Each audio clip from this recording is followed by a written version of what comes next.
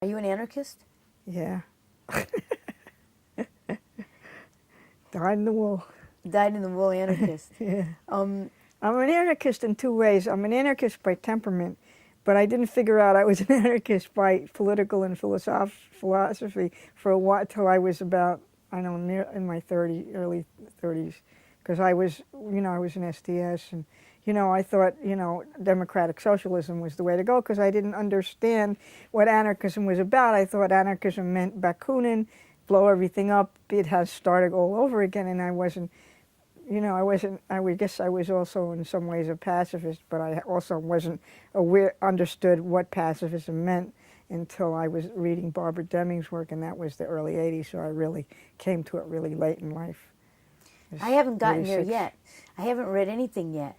Oh, well, I mean, you know stuff without reading it because you listen good, and I'm like, and you're like pick up on stuff. It takes me like I have to sit down and think about it because I'm a little slow, You're not too slow, Carsin. That's your idea. Nobody else thinks you're slow. Only you think you're slow. So tell us how you started in life. Where did you start out? So just once in a while, I might interject, but always answer back to Penny. But just go into anarchism a little bit because you're there now. Like, what's your personal definition of anarchism, and what does it mean in your life? How does it play out? Well, for contemporary American ears, I think the best explanation is it's Jeffersonian democracy, the way it should be, where you have people govern themselves in small groups. And it's decentralization, it's grassroots, it's respect for other people, deep down respect for people. I mean, seriously trying to put yourself and walk a mile in the other person's moccasins or whatever you want to put it. So I guess that's the quick way. I don't want to. I don't think I can go into. You can because we can't. Well, I mean, I think that's probably my best.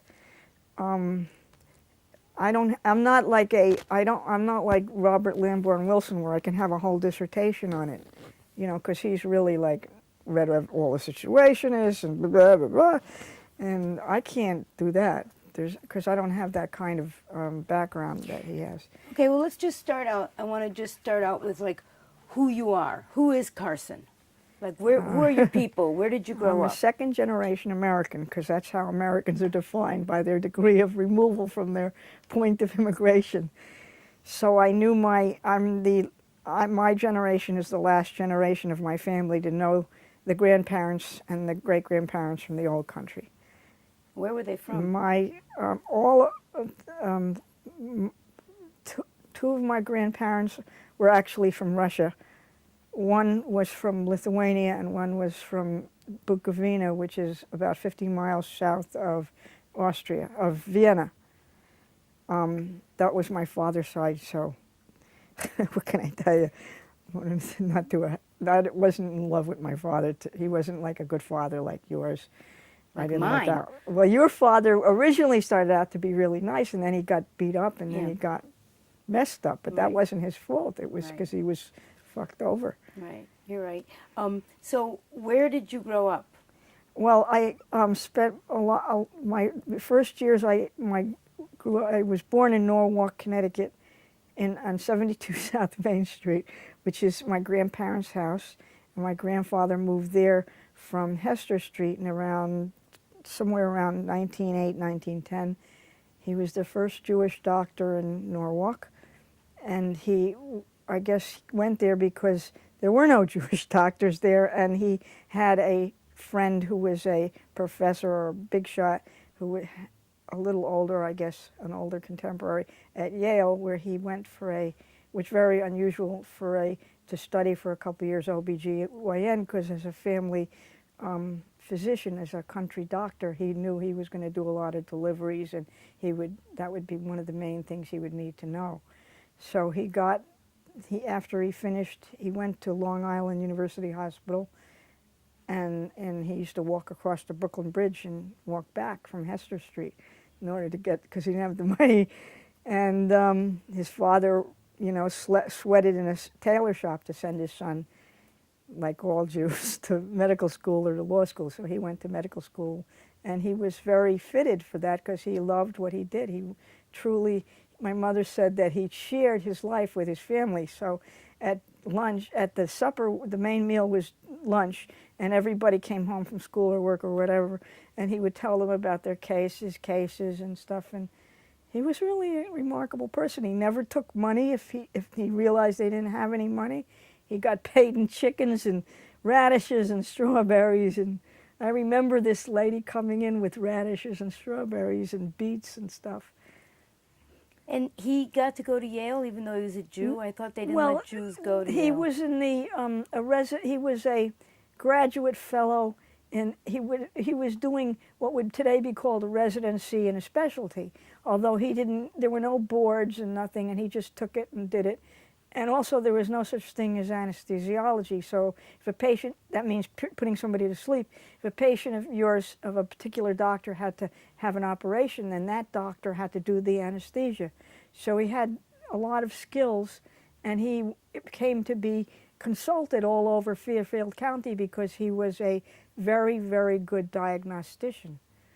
And he was a good person. I loved him. That's great. That's beautiful that you had that experience and still carry it all these years later. And then talk to us about the next generation. My mother had two sisters, and they grew up in this house in Norwalk. And you know, the usual thing. The immigrants want their kids to go to school and get married good at their daughters, and they're supposed to marry nice and everything. So, what was your childhood like? well, it was very good before my father came back from the war, because my mother's sisters were younger, and so they were like older sisters to me, and they used to take me to the beach, and take me out with their friends, and, you know, just drag me around because I was the novelty. So it was a very warm family in the beginning, and then when he came back, they moved to another place, and it was pretty depressing. I was about 2, I guess. I don't remember moving upstate. Then they moved to Brooklyn. You know, didn't know what he was going to do. He went into family practice first. And then he decided to do anesthesia because he didn't get along with patients or anybody else very well. So if you put somebody to sleep, you don't have to really talk to them. So, what were your teenage years like?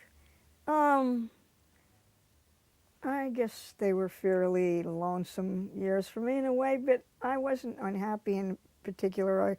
I just avoided him as much as I could. I had a basement in the house. I did all my work there. I was busy. I had started reading philosophy when I was about 12, and I got involved in politics when I was about 14. I had been in the student group of the Committee for Assay Nuclear Policy, and then when I was 16, I joined SDS at the almost beginning, right after the Port Huron Statement was put out, which is their original statement of purpose and whatever. Where was that?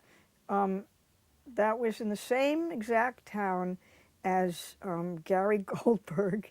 This is going to be funny, boy. In a middle class and upper middle class. I guess my father wasn't a great breadwinner because he was so mental. So although he was an anesthesiologist, actually at that time anesthesiologists didn't have the money or respect they have now. It was a brand new specialty. So he made a living. He made a good living compared to most of the people in the world and most of the people in the country, when you think about it. And so I was very, very lucky in the sense that I didn't worry about where I was going to live, what I was going to put on. Of course, the less I wore, the happier I was, you know. But I always had plenty of food, which was my chief concern. And I had books and whatever, you know, that Jews give to their children, music lessons if you want them, and whatever. I didn't take advantage of everything because I didn't feel, you know, had any particular talents in the arts. So I just read philosophy because it attracted me. I had a philosophical temperament, and I found that after my grandfather died, that the one thing I wasn't going to do was become a doctor, which I thought I would go into practice with him. But he died when I was 9, and I thought, man, I'm not doing this. I hate this. Did you have a religious background? grandfather was Orthodox, but it wasn't like he put it on anybody else, because his wife came from an iconoclastic family where her father didn't really believe. And my father's father was a total iconoclast, so I guess they compromised and they decided to bring us up as Reformed Jews, and I hated it from day one, and I used to strangle my brother and sister when we were small so that they would sleep through the Sunday school. Then when I turned 13, I didn't have to go anymore because I could make my own bloody decisions. I was happy to turn 13 for that reason alone. And then tell us about how did you find your way to SDS and where was it located? Well, SDS started in Ann Arbor, Michigan, and the major people in it who at first I thought were very idealistic and good, a working class, an interracial working class movement of the poor or whatever, I thought, yeah, that's where to go, that's what we need. And because I don't know. Anyway, there were seniors in my school who went to Michigan, and they came back. I was friends with politically, because they were still in school, because in 1960 I also got involved in the civil rights movement, because when they threw the sharecroppers off their land in Fayette and Haywood counties in Arkansas because they tried to vote, we organized a food and blanket drive, and my mother, of course, gave me blankets and canned goods and whatever, and I helped collect everything from other people. And because it was a middle-class place, of course, everybody contributed, and because it was Jewish, they understood very well the connection between, and they were close enough to the Holocaust to understand the meaning of what was happening, so that there was lots of stuff. And I was only about 15 or 16. I think it was 1960, so I was just before I was 16. And I helped. I remember this other guy. He was a year older than me or something. The two of us worked to do this, and the seniors drove it down, but we couldn't go. I mean, my mother wasn't going to let me go down. She was afraid I'd get lynched or something. Well, a lot of Jewish kids were involved in the civil rights movement early on, and Yeah. some of them did get killed. Well, Goodman, Schwerner, and Cheney. Goodman and Schwerner, right? I think that's something that's forgotten. And just right now, I just want to interject this because you're somebody I could talk about this with. I was very, very, very depressed with the breakdown, with the breakdown that happened between Jews and blacks in New York, because Oh, God, did that get me? that really got me, because there really wouldn't have been a civil rights movement without the involvement of Jews, and a lot of people don't know that. Well, they were one of the founders of the NAACP. However, W.E.B. Du Bois said something that I was aware of very well, very, very early on, that the Jewish people involved in the NAACP at the turn of the century were very condescending and patronizing to the African Americans. And I knew that, somehow I knew that was the case, because Jews always think they're smarter than everybody else, and they're not. And they don't know everything. Yeah, but the reality that in 1 or 2 generations they've been able to break down the alliance that existed between Jews and blacks politically. Isn't that disgusting? That is. What do you think happened? I think that the Jews who used to be involved like that were first generation and second generation, and when you get to people get rich and they go to the suburbs and they get to the third generation, they don't care. It's white skin privilege, they forget. They don't know. They don't understand what it means to grow up in the shadow of World War II or to grow up in World War II. I mean, shit, I grew up with those horrible stories from the time I was 4 years old. And the first thing I said to my grandparents was, how come you came here then? Why did you come here then? Because I thought it could have been me there, because if my grandparents had remained, I would have been in a concentration camp. I would have been murdered and tortured and God knows what. I used to have nightmares about that. So, I mean, it was really a serious deal for me. But then when I saw how people just made it into a reason to beat people over the head, it just made me sick. I couldn't believe it. Now tell us about Ann Arbor. Penny, Oh, can you yeah. stand up and I just want to move the Oh, chair yeah, just a little bit? sure. Which way? No, Back? No, I'll do it. Just 'cause I want you to get a little closer to the camera, so then just watch your right shoulder. Yeah, let me just take a sip of water, because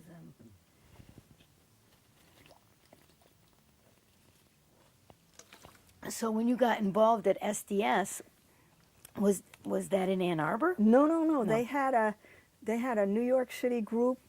My friends told me that there was a group there, and I would take the train in to go to the meetings in New York. The guy who was sort of in charge there was this guy, Steve Max. Some people probably do or don't. I don't know if he's even still living anymore. And then I went out to Madison, Wisconsin, and I helped start the chapter there when I was a freshman or something like that. But I wasn't a major person there. The main people there was this guy named Kissinger, but I can't remember his first name. His wife's name was Judy. He's a little older. He has married, had a baby, but I think he was a teaching assistant. Anyway, I was active. I don't know. Active was going to meetings, and I wasn't happy about just going to meetings, but I just didn't know what to do. I was like, what do I do? What do I really do? I'm just sitting here, but I don't know what to do. What did and then you come after up a with? while, it took me a while. After a while, I came back to New York, and then Mark Rudd became president, and I just tore up my car. I said, that's it, I can't have enough of that. And I finally got involved with the tenant organization movement, and that was something real to do. How did you end up on the Lower East Side? That's not too hard. My grandfather started here, so I thought, I'll go back to my roots. What year did you come to the Lower East Side? 1966. And try to answer the questions again. Try to remind her to in your answer, try to put her question. So you would try to say, I came to the Lower East Side. I came to the Lower East Side in 1966. Can you tell us what the Lower East Side was like in 1966? It was very homely. In 1966? In 1966, it was very, it was laid back. There weren't flashy rich people all over. The buildings, the rents weren't so bad. It was pretty cheap, really, and there was a lot of political activity going on. There was the East Village Other was being done. People just did things spontaneously in terms of things happening in Tompkins Square Park or on the street or whatever. If people were unhappy with something politically, it would just automatically happen, a demonstration. Or there was a lot of art happenings. I wasn't very involved in art or anything at the time because I was being political and I didn't really understand how the connection or what, I was a little confused. What can I say? I just thought, well, I'm not an artist and I don't have anything to contribute, so I should try to contribute where I could maybe do some good. How did you come to art? I got sick and I didn't have anything to do because I had to not do anything because I was so sick. I had such bad asthma. I was like in bed for almost 2 years.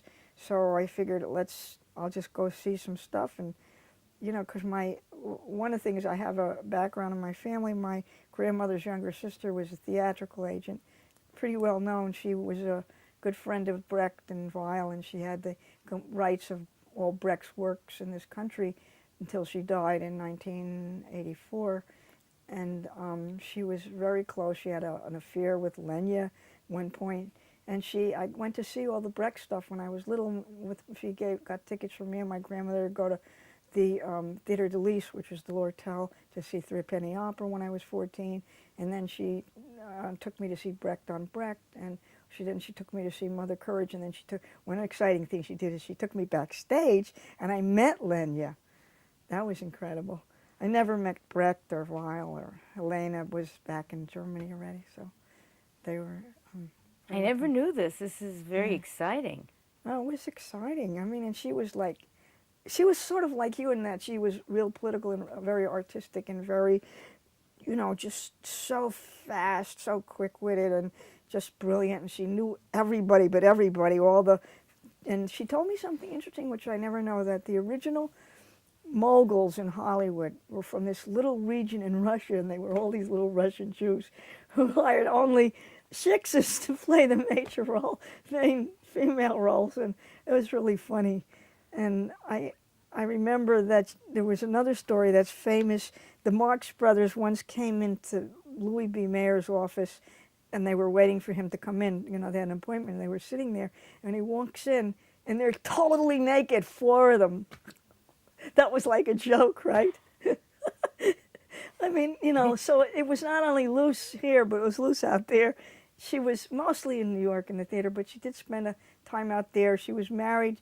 She was gay, but she was married for a while because when she was like in her 20s, she couldn't get out of her parents' house because she was first generation and women couldn't leave until they got married. So she married a communist poet who also became a writer in Hollywood, but not a very big thing. Then he also wrote for television. He's also dead. And she finally got the balls to divorce him so that she could live her gay life, instead out in the open instead of, or out in the open with her friends, because they were all, that generation was all in the closet, except, with the small group of friends, but they were all artists and writers and actors and, just names you just can't believe. Oh, I know Zucor. I know, I met him. I met, famous people that you think, oh, this is when they were young and it wasn't a big deal and everybody knew everybody. Did your family accept you? Well, I didn't have the balls to be, well, she wasn't out to the family either, but I didn't have the balls to come out till I was almost 30. I was like 28 or 29. So you can see how I'm definitely your dyed-in-the-wool coward here. So when it was safe to come out, more or less. But were you always butch?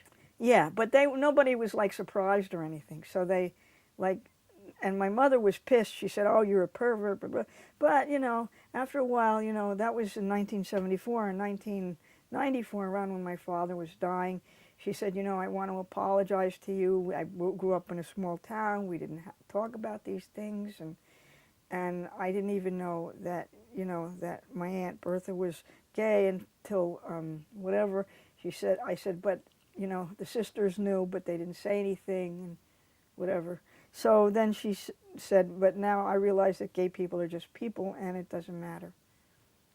She really meant it. She actually apologized to me more than once about it before, from from 1994, and she died in 2002. So. That's amazing. What were your first early experiences of being a lesbian in New York? I mean, as a teenager. It was basically sneaking around, nobody, I don't know. I went to a women's group consciousness raising thinking, oh, this might be a nice situation. And it was not really for me because I just didn't find the group, I guess, where lesbians came out, because the group that I attended, it was not for gay people really. So I just, Did you go, when did you start, did you ever go to gay bars in the village? No, I wasn't much of a bar goer. That was another problem for me, because I did go occasionally, but I couldn't deal with the cigarettes, because at that time you could smoke. And I was always saying, I wish they had an exhaust system. And I actually went into a bar years and years, like in the 80s, that real fancy bar where they had a system which took it out and ashtrays, and it was so nice. And I thought, wow, they don't need to pass a law. They can just pay, restaurants, give them a tax break so they can put these things in. Then we don't have to tell people who smoke to go away. So you weren't one of those kids who immediately went to the village and started looking for the other perverts? I did, but I was a little cautious about it because I was afraid. I was afraid I might be arrested or beaten up or, or that even worse, my family would find out, you know. I didn't know what they would do or say. I mean, except I knew my grandmother wouldn't have a problem with it. And my father didn't care one way or the other because he was in another world. But, you know, my mother, I thought, well, she'll have a flying fit. So then, by the early 80s, you were already in your uniform. Uniform? Yeah, your a mechanic suit. Oh, I was a mechanic. Oh. I worked as a mechanic. I was a mechanic until I got really horrible asthma, and then I had to stop because I couldn't breathe benzene. Or any of those What other kind nice. of mechanic were you? I did brake and front end work, and I was going to machinist school at night, and I went to drafting school for 7 months so I could learn how to read the things, because I was aiming at being a tool and die maker because it was really interesting and I really enjoyed it, and it just seemed to fit. You could have moved to New Britain, Connecticut, where I was from, the tool and die capital. So I heard. Yeah. Well, Oh, that's so interesting. So then you had a mechanic's uniform for a real reason. Yeah. See that? I didn't even know that. Oh. I just thought you liked wearing a mechanic's uniform. Well, and then I just kept wearing it for a while because I didn't, I was hoping to go back. I was hoping to, I just physically wasn't able to breathe. I was born with allergies, and then I got asthma when I was 9. So, I didn't know about wearing safety masks at that time. I just wore a bandana. If I'd worn a safety mask, it probably would have made a whole lot of difference, but damage was already done. And were you, like, I always consider you kind of the end of the diesel dykes, like the... Oh, maybe. I don't know. Well, I mean, it's just interesting. I want to ask you a little bit about this because in the 80s, there was like a lot of, I think it was hard for women who were butch dykes, who were... Oh, yeah, you always got that. Not just the 80s, the 70s, lesbian feminism, said that women have to be women, and I said, bullshit, go fuck yourself. I went my way, and, I found people who I agree with me, and then Joan Nessel came along, and she had a big thing and told all the people who didn't like the butches to go away. Who is that? Joan Nessel is the one half of the couple. They're no longer a couple. With Deb Adele founded the Lesbian History Archives in an Upper West Side apartment on 92nd Street, and then they finally got enough money and they moved into a building in, around Prospect Park now. So. And so just tell us, like, what do you mean they told people? Because well, of there was there was a couple of conferences. One conference said that something about that butches had no place or something. So she held another thing, and it was actually, I'm trying to think, it was in the annex, I think, or someplace like the annex. I'm not sure, remember. It was in the 1980 or 81. I don't even know if I have my dates right, but it was around then. And she was part of this big conference that said that, well, that women can be whoever they are. If they're butch, they're butch. And to say that women are doing men's role playing, and that if they have a butch-femme relationship, that it's a mimic of a heterosexual relationship, is bullshit. And she was very articulate, and I was very inarticulate. I knew what I felt, I knew what point of view I had, but I wasn't very effective at expressing it, because it was a sensitive issue. I felt vulnerable, and I didn't want to get out in public and I didn't have your balls. Obviously I was completely a coward in every which way. The only way I wasn't a coward was I wasn't afraid to fight against racism, because I knew that racism meant anti-Semitism as well, and because I believed that people should care about each other regardless of who or what they were, on a really deep level. And coming from a middle-class background, of course, I had all kinds of things to learn, like how classism comes down, how racism comes down when you have white skin privilege. And I knew that, and I didn't know it in those words because I wasn't, again, very articulate, but that was something I understood. At that time, I expressed it in terms of elitism and patronization, and I gradually came to understand it better and better. But when SNCC threw the white people out, I utterly understood where they were coming from, and when Malcolm X said, I have no use for white people, I completely understood where he was coming from, and I didn't feel, insulted or anything, and I knew that there wasn't an issue of whether if I couldn't work with black people, that meant I couldn't work against racism, because that had nothing to do with it. I would still be anti-racist and work that way, and in whatever I did, irregardless of whether, I would be accepted in a black organization or not. I didn't think it was appropriate. I belonged where I would maybe do something hurtful without even thinking about it. Were you ever involved in the gay liberation movement? I was, but not as a major, mover like Carla J. or, those people. I was, I went to the marches and... Did you feel you fit in? Was there... I fit in up to a point, and then when I realized that, again, that being butch wasn't exactly in style, I just kind of stayed on the fringes. I went to a lot of anti-racist workshops where people, working class people yelled at middle class people and people of color, and also yelled at middle class people for being classist and racist, and which wasn't anything new, but it was okay. I mean, I learned. I mean, whether people yelled at me or not, I was still going to try to overcome, my own personal stereotypes and prejudices that. Like, one interesting thing that I interrupt myself.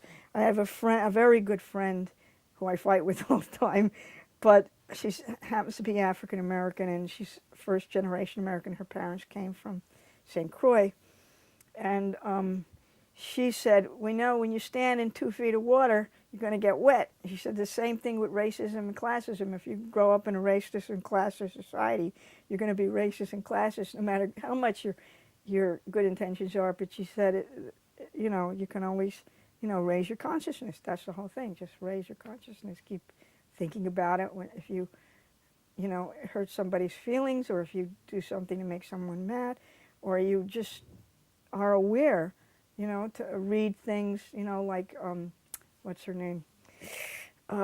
Killing Rage, Ending Racism. You know who I mean? Bell Hook. She's really good. And funny thing, Kalita Reed she wrote the famous book, Feminism and Classism. She was in the philosophy department at NYU while I was there.